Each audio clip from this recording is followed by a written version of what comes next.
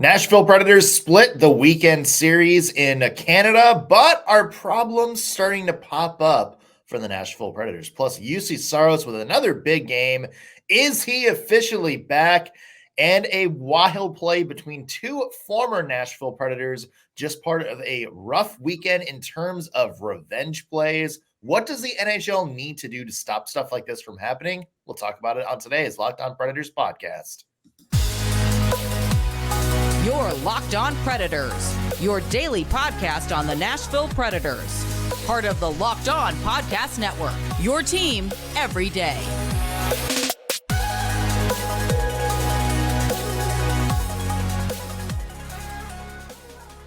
Thank you for making the Locked On Predators podcast your first listen of the day every single day. We are your free daily Nashville Predators podcast, part of the Locked On Podcast Network, your team every day. As always, I want to start out with a special hello to our loyal Locked On Pred heads out there, the everydayers who tune into every single show. We love you guys. We appreciate the support you give us week in, week out.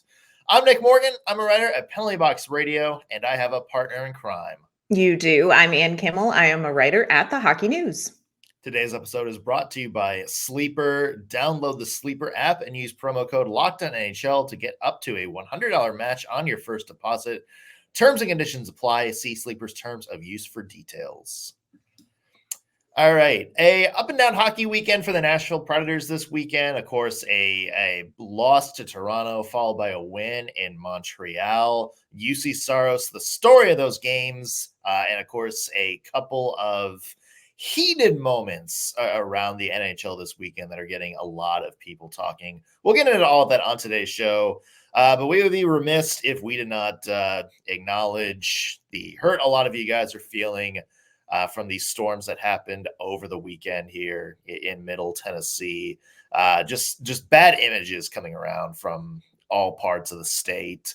And I know there's people in your neighborhood that took some heavy hits, and so, yeah, it's rough to see a lot of the images. So if you guys are listening and know people impacted by that or are impacted yourselves, our thoughts are with you. And we hope that maybe today's episode is a good step towards, giving you some normalcy and, some fun stuff as you start to pick up the pieces. Yeah, it was definitely a hard weekend here. Just down the road from us, they're dealing with a lot of issues. So, hard to focus on hockey, but it's also a good perspective check because you just can't quite rage too much about goaltending or third period performances, when everything is kind of put into perspective. So our thoughts, like Nick said, are just with everybody in the area. It's just been kind of a tough weekend. Yeah. And not to keep towering the mood or anything, but prayers up to Frank Wycheck and his family. Oh. The first Titans jersey I ever owned, another Tennessee Titans legend. I think somebody that a lot of sports fans here love. Yes. So thoughts up. Rough weekend all around for Middle Tennessee. But we will press on and talk about some hockey. Hopefully give everybody a nice little escape or cheer people up, whatever we do here. The Nashville Predators, as we mentioned, Saturday, a not very good performance in a 4-0 loss to the Toronto Maple Leafs, but a win last night over the Montreal Canadiens. They also didn't really look good in that win, but hey, they at least won. 2 points is 2 points. 2 points is 2 points. Let's kind of hone in on last night's game first against the Montreal Canadiens. Nashville Predators go up 2-0 thanks to 2 goals from Colton Sissons. Canadiens get one back right at the end of the second period, and then it's just kind of a hold on and hope for the best situation. Juuse Saros, it feels like we just said this the other week, but last night might have actually been his best game so far this season. So, yep, that's the story for the Nashville Predators. A 2-1 win. Juuse Saros bails them out. And what's your one word to describe the game? You'll be very pleased to know that this word doesn't actually have to do with food. I was very intentional not to choose food. But my Oh, one word, I went with another sport, and the game last night really felt to me a lot like short track speed skating. If you've ever watched short track speed skating in the Olympics, it's an oval track. It's just over 111 meters in length, in case anybody was wondering, or it comes up on Jeopardy. And you get anywhere from 4 to 6 skaters going around this, and it looks pretty calm. I mean, everybody's skating really fast in the first couple of laps. Sometimes you'll see people kind of jockey for position, or kind of take a lead, in the first couple of laps. But oh my gosh, y'all, that last lap when you're watching speed skating is nothing short of absolute chaos. It is an all-out sprint. It is people fighting and jockeying for position, trying to cut in the corners, trying to get in the way. Sometimes people knock other people out and they go flying across the ice. It's just absolute utter chaos at the end. And watching that Nashville Predators game to me felt a lot like watching that last lap in short track speed skating, because it was literal utter chaos at the end. And the pace was so frantic in that third period. I mean, Montreal was absolutely punching and punching and punching and punching and punching and bringing it and bringing it. And Nashville tried so hard to try to get something going, to generate some offense, to kind of counteract it. And it was just absolute chaos, to where you had no idea, literally up until the final buzzer, and even for a split second after the buzzer, because Juuse Saros, again, at the final buzzer, had to make a save. You wondered, how is this going to pan out? So for me, this was just another sporting event, like short track speed skating, where you're like, there is chaos at the end. How is this going to sort out? It was a nerve-wracking last 20 minutes of that game. Yeah, and it followed the Toronto game, where they didn't exactly look too good in the past. Like, they got worse as the game went on, sort of thing, and it felt like maybe that happened a little bit for the Nashville Predators yesterday too. My one word is Kenny. Now, have you seen South Park, Anne? I have never seen South Park. So the character Kenny, the little guy on the orange coat, his shtick is he gets killed every episode. Like, he dies every episode. He comes back the next episode. It's fine, but it's just like there's just like wild ways in which he keeps dying. But it's the spirit of Christmas, Anne. And in the South Park Christmas episode, which was the first episode ever for South Park where Kenny didn't die, they keep like teasing him dying. Like, it's like, Kenny, like, all right, we need you to go fix these like lights. And it's like he looks over and it's like all these wires from the lights are in this big puddle, and it's like this ominous music, and he looks like they can't put the camera to him, and he's shaking. And it's like, oh, Kenny, we need you to adjust the star, but be careful, it's over those tank of hungry sharks for the third act. Basically, it's just like these like situations where it's like, oh, yep, here he comes, he's going to die. And so it's like you keep kind of thinking like he's going to fall in the pool of sharks or something like that. Yeah. And then it's like at the end, they're all sitting around and it's like, hey, I feel like we're missing something. And it like cuts to Kenny, like, shaking. And then it's like, I don't know what it could be though. And then it flashes the end of the top and Kenny just like starts cheering. He's like, yeah. And then it like goes to the credits. And it's like, it's one of those things where it's like, oh, like the thing that they kept teasing and expecting was going to happen didn't happen. Yeah. And that felt like this Nashville Predators team yesterday.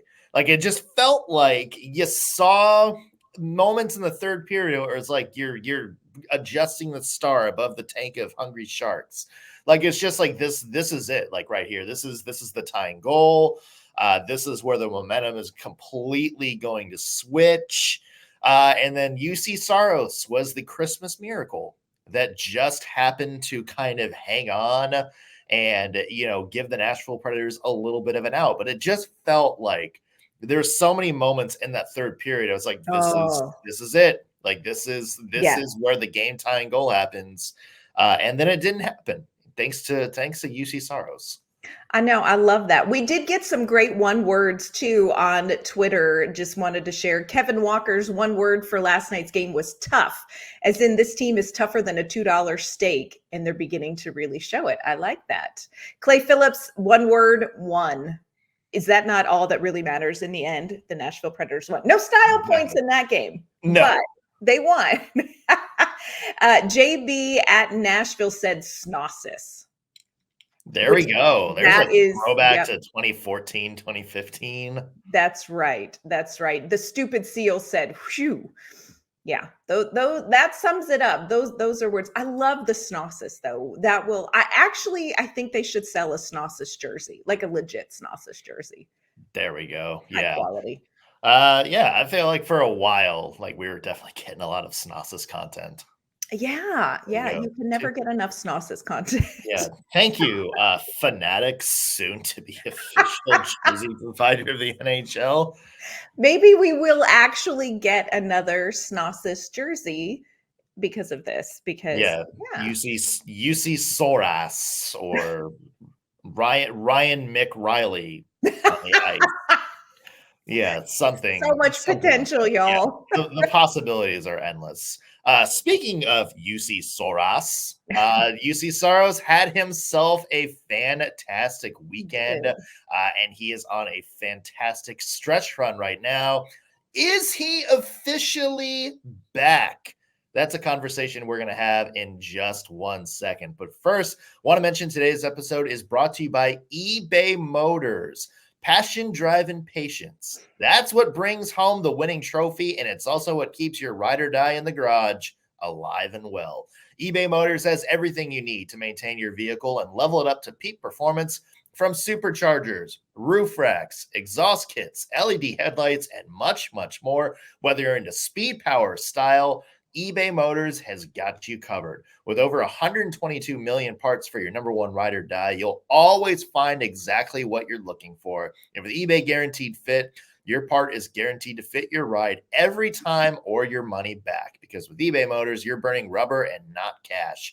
With all the parts you need at the prices you want, it's easy to turn your car into the MVP and bring home that win. So keep your ride or die alive at ebaymotors.com. Eligible items only. Exclusions apply. eBay Guaranteed Fit only available to U.S. customers.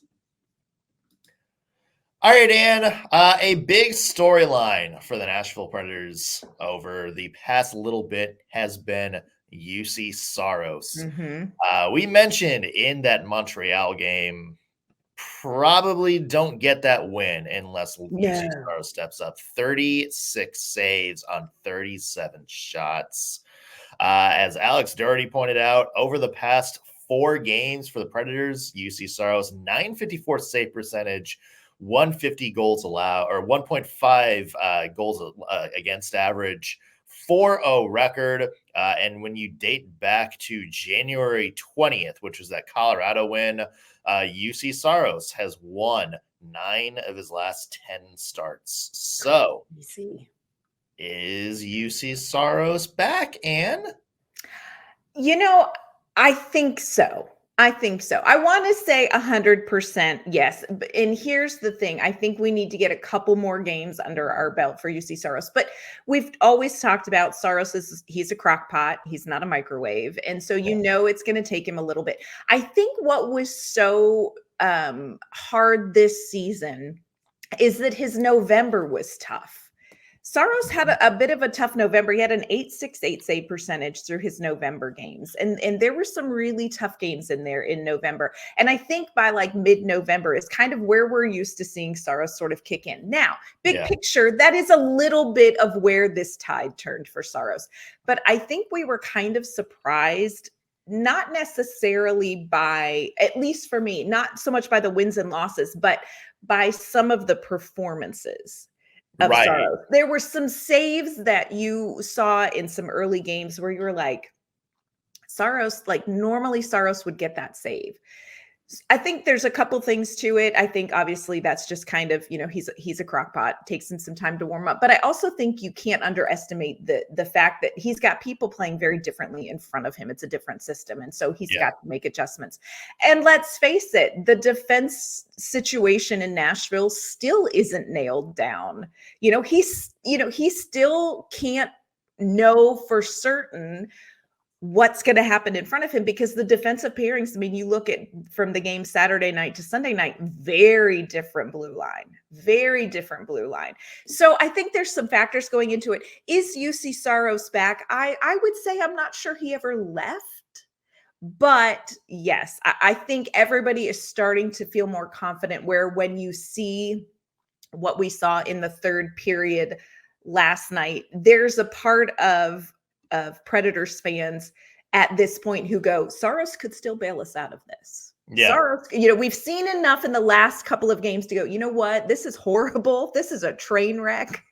But Juuse Saros may get us out of this. I feel like that's been the story of the Predators franchise for the past 4 or 5 years, however long it's been. Yeah. Probably even longer before then, when you take in the Pecorine factor into account. The Predators, I think, have just had a long, luxurious franchise history of getting bailed out by good goaltending and getting farther than they should be in any stretch of the imagination, right, due to good goaltending. Yeah.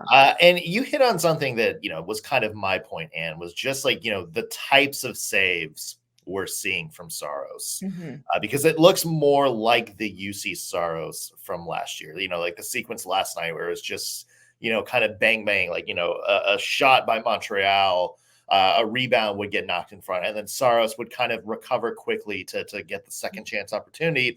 That's what made him such a good goaltender the past few years. It's just that recovery time, that ability to cover a lot of ground in front of the net in a short amount of time, the ability to kind of change his position and track a puck. That's something that wasn't really happening earlier in the season. We saw him give up some bad rebounds and not be able to kind of recover in time, or a shot from distance, he would kind of, lose track, on the way, or not track it right. And a lot of those, as a lot of people pointed out, were, deflections, bounces, that kind of thing. That's that's hard for any goaltender. But we've seen Juuse Saros be able to kind of track and adjust, and be able to kind of adjust his positioning when there's a deflection, and be able to at least get a piece of it to knock it away. That's something that wasn't, that he's kind of built his calling card on over the past couple of seasons. That's something he wasn't able to do. So it's not just, for me, the stats, the numbers, the win-loss record. It's the types of saves he's making. He's able to kind of go back to his old technical standpoint from the past few seasons. And that, to me, maybe the biggest sign that, I think Juuse Saros is getting back up to where the Preds need him to be. Yeah, he's getting his groove on again, quite like Stella. Yeah. Yeah. And I think he is the Stella of the Nashville Predators, folks. He is the Stella. And I think it helps too that the defense is figuring out what they need to do in front of him. Whomever that may be on defense, y'all, because it was a very different defense in two very different games. So Andrew Burnett's got a lot to sort out there with the blue line. Let's talk about that a little bit, because Dante Fabbro, perennial healthy scratch, back in the lineup. Luke Shen, who the Preds have just been trying to get going, he's taken out of the lineup for healthy scratch reasons. I mean, to me, and my thoughts were Dante Fabbro last night kind of makes you question why Dante Fabbro was ever taken out of the lineup to begin with, because he played a great game on both ends of the ice. Is this something we should expect to see, just Andrew Burnett sort of, adjusting his 7 NHL level D-men until something is resolved, like him just kind of shuffling the lineup around based on who they play, or like does he need to sit down and figure something out? It's like, okay, we were doing so good at the start of the year because we had so much consistency and consistent Right. pairings. Do we need to get back to that? Yeah, it's a great question. So much of it, I think, hinges on what is going to happen with Tyson Barrie. It almost feels like it's hard to make and lock in some sort of long-term plan with this blue line when there's this kind of cloud hanging over, like, Tyson Barrie, are you in? Are you out? Obviously, he's in until he's out. Yeah. He's a professional. He's in until he's out. But where is this all going to land? 2 weeks from now, who is going to be on the Nashville Predators roster? I think part of the shift is it was a back-to-back game, and he wanted fresh legs. And let's face it, Luke Schenn, missed such a long period of time. It's probably a good idea for him to sit out a back-to-back game. But I agree with you. Dante Fabbro has not looked like somebody who should be healthy scratched at all this season.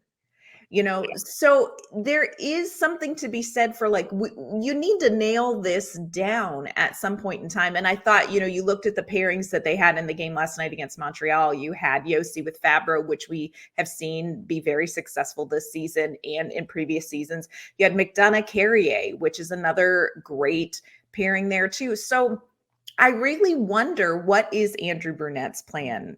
Are you going to get to a point where you feel like you have nailed down your blue line? These are our 6 guys. Here's our 7th guy. We're going to rotate in if we need to. If we get an injury, we're going to call Stastny or Del Gaizo. It just still feels like you don't know for sure where this blue line lands with Andrew Brunette. I don't know. And it seems like we're getting to a point in the season where we should probably have an idea of what we've got. Yeah, I would imagine the Tyson Barrie situation is going to solve a lot of things for the Nashville Predators. So I guess stay tuned to that to see if we can get a resolution. Who knows? Maybe that opens up a permanent spot for Spencer Stastny or Mark Del Gaizo, somebody like that, and the Predators can kind of, build something on that. Obviously, a lot of good and a lot of bad from the past 2 weekends, the past weekend, the past 2 games, I should say. So tomorrow, we will do our special plus minus. We're pushing it back a day to have more time to kind of break down individual players. So stay tuned tomorrow. We'll go through some of the highs and lows of the past 2 games. But first, want to talk about a wild couple of situations in the NHL over the past weekend. You probably know what we're talking about, the situation with Dylan Larkin and Mathieu Joseph. And David Perron up in Detroit, the situation between Nick Cousins and Erik Gudbranson yesterday. What should we make of this, and what should the NHL do to stop situations like this from happening? The answer is a lot easier than you think. We'll get to it in a second. First, want to let you know this episode's brought to you by our great friends at Sleeper. A new NHL season brings all sorts of possibilities. Look, Philip Forsberg could definitely score 50 goals this season. The Preds, hey, they could make a playoff run, and you can win big by playing daily fantasy hockey on Sleeper. It is the official daily fantasy app of the Locked On NHL Network. Sleeper is our #1 choice for daily fantasy sports, especially daily fantasy hockey, because with Sleeper, you can win 100 times your cash in daily fantasy hockey contests. All you have to do is pick whether players will record more or less than their Sleeper projections for things like goals, assists, saves. I'm choking. I'm so excited about it. Plus, minus, and more in a given game. For instance, tonight, you can go on the Sleeper app and pick, will former Predator Matt Duchene score more or less than 2.5 shots on goal? Will former Predator Ryan Johansson score more or less than 0.5 goals against Calgary tonight? Or could Mikko Rantanen score more or less than 0.5 power play points? So to win 100 times your bet on Sleeper, all you have to do is correctly predict the outcome of 8 player stats. You heard me, Preds fans.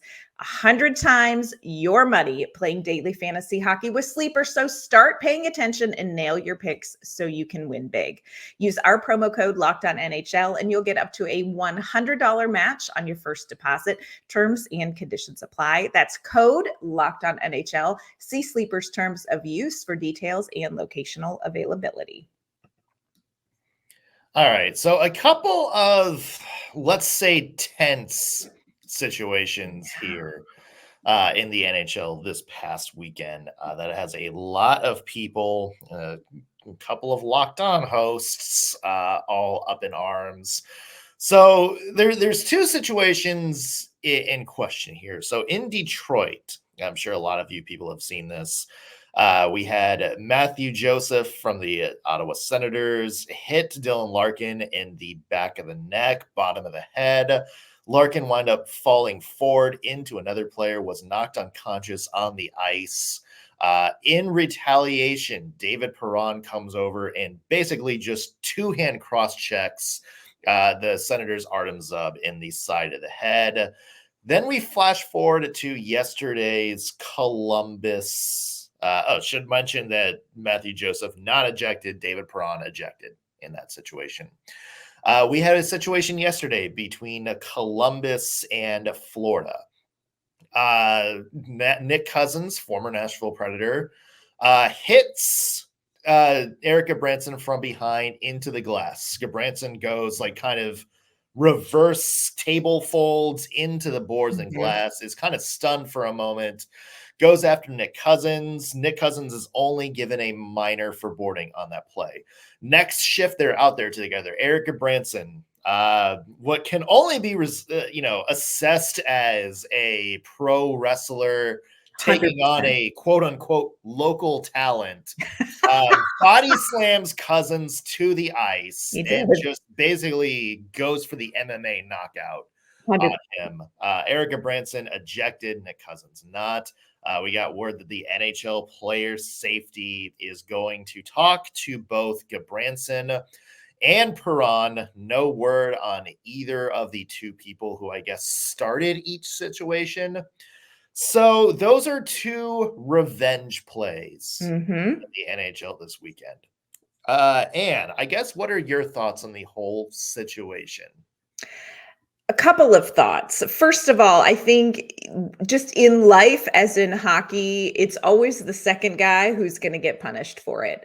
And that sucks. I think that sucks. Second of all, look, the NHL has to figure out what they do and don't want in hockey. And then they need to start calling games like they do or don't want certain plays in hockey. And I don't think they're doing that. And I think we've seen it in a couple other instances.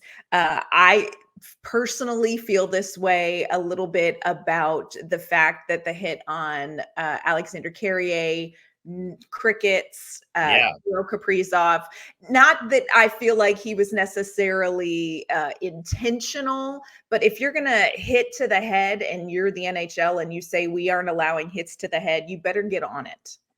And I do think just in general, look, the referees have to keep control of these games. This cannot be a league where the players police themselves. Otherwise, this is what you're going to get, and you can't squawk about it, So for me, it's just a lot of frustration. And a lot of it for me comes down to you've got to start calling games in a way that tells people how you want the NHL to look. And I feel like there were some significant whiffs this weekend. Here's the situation, and you kind of hit it perfectly, where for some reason and it is a society thing too, and I don't mean to kind of bring this into it, but it's always like somebody does something bad, and the biggest backlash is always the reaction to it. Yeah. It's like, oh, yeah, well, they definitely should have done that. But I just think, saying that in response or doing that in response is just so tactless. It's like that in hockey, too, where you have a questionable hit like that. And we have seen in both situations like this and the Kaprizov play, Anne, we have seen those get called ejections. We've seen those get 5 penalties. The NHL maybe can go back and look at it and be like, okay, there wasn't anything there. But we have seen those players like that thrown out of the game. And so what happens is that the players are saying this needs to be an ejection. This guy, we just lost our best player for the game. Yeah. And the guy that did it gets to keep playing. Like, there's no justice in that. So that's when the players are like, okay, we're going to go get justice. And that's when David Perron, who, let's add context for the Red Wings situation. Dylan Larkin has been sidelined by like these very plays, a cross check from Jamie Benn that did not go punished Yes. by the league. He had a hit from behind from Mathieu Joseph that wasn't suspended a year ago. Yep. So when you see your player take another headshot, yeah, of course you're going to want to go and just cross check the guy standing next to him in the head. If you're Erik Gudbranson, we've seen careers ended by plays like the Cousins play. If you're Erik Gudbranson, of course you're going to go and just beat Nick Cousins to a bloody pulp because he's still in the game. Right. And he shouldn't be. And that to me is the biggest thing. And the NHL needs to figure themselves out, because how many times we've heard like, okay, well, it's the players up to police themselves. Ray Whitney had that famous quote. He's on the player safety board now. He said like, well, back in my day, like if you didn't want to get hit by Scott Stevens, you just stayed away from where Scott Stevens was playing. And that's sort of the mentality. It's like, hey, if you don't want to get beat up or cross-checked, like don't, target the other team's best player, don't hit the other team's best player. That's kind of been the attitude from NHL player safety. So like, if by that logic, like, shouldn't we be commending David Perron? Shouldn't we be commending Erik Gudbranson if that's really what you want? Yeah. But if that's not what you want, if you want to seriously take plays out of this game, come on. If you want to, focus less on the gong show nature of hockey and keep, sort of retaliatory situations like this from happening, then call the penalty. Call the penalty. 100%. Call the penalty. And you know what? We were talking about this. It's like, I get it where some of these may be worse than others, but it's like targeting in college football. You know what? Maybe some of these are ticky-tack, maybe not, but if that certainly keeps players from making a hit to the head. Like, it's certainly caused players to be more mindful of how they hit. Yes. If you make contact with a player's head on any situation, if you hit a player from behind into the boards in any situation, like back, like with the numbers showing, if you make a hit like that, ejection. If you make a hit contact to the head, ejection, automatic. Yeah. And look, they have that rule where you can go up to the review and be like, oh, okay, well, that was, not really the play. But if you make contact to the head, that should be an ejection. That solves everything. Yes. That solves everything. That keeps a player like David Perron from feeling compelled to go take a headshot at somebody. Yep. That stops Erik Gudbranson from being compelled to body slam another player.